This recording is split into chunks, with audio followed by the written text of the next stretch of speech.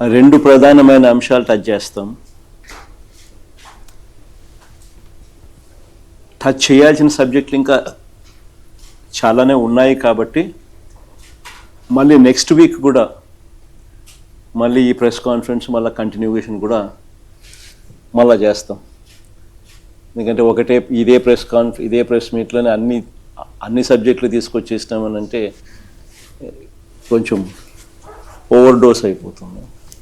So ఈరోజు ప్రధానంగా touch చేయబోయేది డిఎస్సిలో 2 డిఎస్సీలకు సంబంధించి. అంటే ఒకటి చంద్రబాబు నాయుడు గారి కొడుకు లోకేష్ ఎడ్యుకేషన్ మంత్రిగా ఉంటూ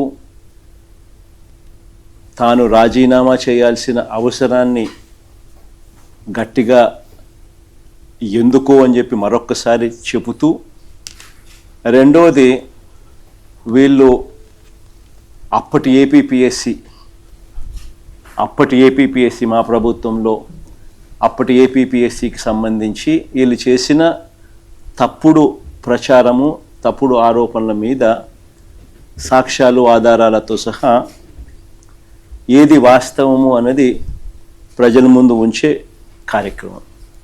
ఈ 2 సబ్జెక్టుల మీద కూడా, ఎందుకనంటే ఈ 2 సబ్జెక్టులు కూడా అసెంబ్లీలో ఈ మధ్యకాలంలోనే నిన్ననో మొన్ననో సుదీర్ఘమైన అబద్ధాలతో కూడిన ప్రసంగాలు, అడ్డుకోవడాలు ఇవన్నీ కూడా జరిగిన నేపథ్యంలో ఈ రెండింటికి కూడా సమగ్రమైన సాక్ష్యాలు ఆధారాలతో ప్రజల ముందు ఉంచే కార్యక్రమం చేస్తాం. ఇక నెక్స్ట్ వీక్ వచ్చేసరికి బీసీల రిజర్వేషన్ల అంశము, రాష్ట్రంలో వ్యవసాయం, కరువు, సంక్షోభం, వీటికి సంబంధించిన విషయాలు, విచ్చలవిడిగా పోలీసులే గంజాయి అమ్మడం, పోలీసులే గంజాయితో దొరకడం, ఇటువంటి సబ్జెక్ట్స్ అన్నీ కూడా మళ్ళీ రేపు బుధవారం, నెక్స్ట్ బుధవారం మళ్ళీ వీటికి సంబంధించిన ప్రెస్ మీట్లో మళ్ళీ వీటికి సంబంధించిన విషయాలు అడ్రస్ చేస్తాం. ఇంకా డిఎస్సికి సంబంధించి ఈరోజు మొదటిది సబ్జెక్టు లోకేష్ అనే వ్యక్తి ఎందుకు రాజీనామా చేయాలి, సిబిఐ ఎంక్వైరీ అన్నది ఎందుకు వేయాల్సిన అవసరం ఉంది, దీనికి సంబంధించి డిఎస్సి విషయంలో, ఇప్పటి డిఎస్సి విషయంలో, ఈ గవర్నమెంట్ కండక్ట్ చేసిన డిఎస్సి విషయంలో 2025 నోటిఫికేషన్తో ఇచ్చిన ఈ డిఎస్సి విషయంలో జరిగిన లీకేజ్, అక్రమాలపై మేము ఇప్పటి వరకు ఏ అంశాలైతే ప్రజల ముందు ఉంచామో అవన్నీ కూడా వాస్తవమేనని క్రమంగా ప్రభుత్వమే అంగీకరించే కార్యక్రమం కూడా చేసింది. అసెంబ్లీలో లోకేష్ మాట్లాడిన ప్రసంగం చూసినా కానీ, ఇదే అసెంబ్లీలో చంద్రబాబు నాయుడు గారు మాట్లాడిన ప్రసంగం విన్నా కానీ, ప్రత్యక్షంగాను పరోక్షంగాను వాళ్ళు ఈ ఆరోపణలన్నీ కూడా ఒప్పుకున్న పరిస్థితులే కనిపిస్తాయి. తప్పు చేశారు అని క్లియర్ కట్గా కనిపిస్తూ ఉన్నప్పటికీ గింజుకుంటారే తప్ప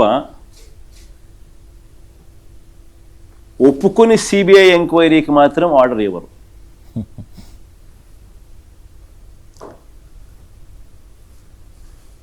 ఎలా తయారైపోయిందని అంటే, అసెంబ్లీ ప్రతిపక్ష పార్టీ అయిన ఉన్న ఏకైక ప్రతిపక్ష పార్టీ మేము. మాకు ప్రతిపక్ష పార్టీ కింద మమ్మల్ని యాక్సెప్ట్ చేస్తే మాకు ప్రతిపక్ష హోదా ఇవ్వాల్సి వస్తుంది.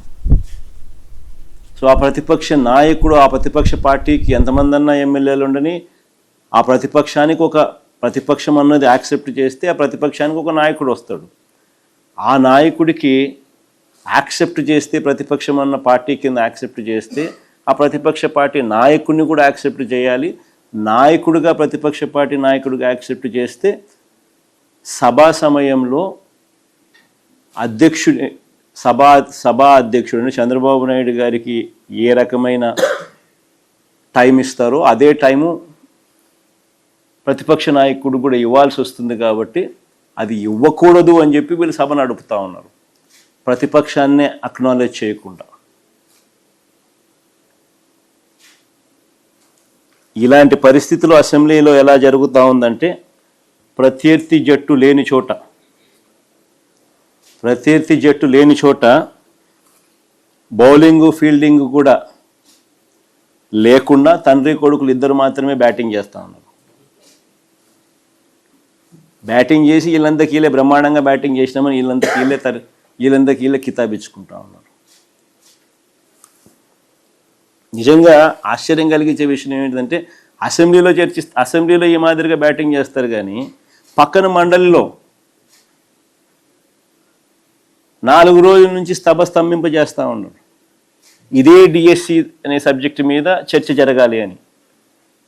లోకేష్ రాజీనామా చేయాల్సిన అవసరం ఏముంది అని చెప్పడానికి సాక్ష్యాలు ఆధారాలతో వాళ్ళు రెడీగా ఉంటూ సిబిఐ ఎంక్వైరీ వేయాల్సిన అవసరం ఎందుకుంది అని చెప్పడానికి వాళ్ళు సిద్ధంగా ఉంటూ సాక్ష్యాలు ఆధారాలతో రెడీగా పక్కన కౌన్సిల్లో మాత్రం డిస్కషన్ చేయరు, డిస్కషన్లోకి రానిరు.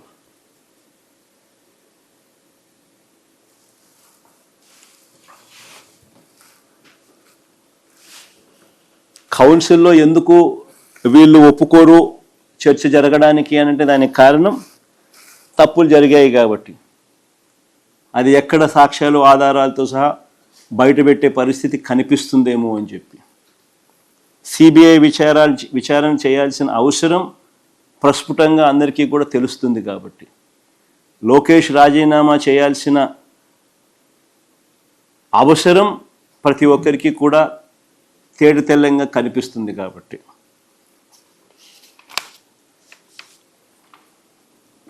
ఇక ఎలాగో వీళ్ళెట్టా చర్చ చేయరు, కౌన్సిల్లో అవకాశం కూడా రానికుండా చేస్తూ ఉన్న నేపథ్యంలో ఒకసారి నాణ్యానికి ఇటువైపున ఎందుకు లోకేష్ అనే వ్యక్తి రాజీనామా చేయాల్సిన అవసరం ఉంది? ఎడ్యుకేషన్ మంత్రిగా ఉన్నాడు కాబట్టి. ఎందుకు సిబిఐ ఎంక్వైరీ అవసరం ఉంది ఈ సబ్జెక్ట్ మీద అన్న వివరాలు ఒకసారి వెళ్దాం.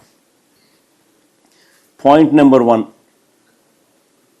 క్లుప్తంగా పాయింట్ల ప్రకారమే పోదాం, క్లుప్తంగా చెప్తాను పాయింట్ల ప్రకారమే. పాయింట్ నెంబర్ 1, డిఎస్సి పరీక్షల ప్రశ్నల తయారీ. డిఎస్సి పరీక్షల ప్రశ్నల తయారీ ఒక అంశం, పరీక్ష నిర్వహణ అన్నది రెండో అంశం.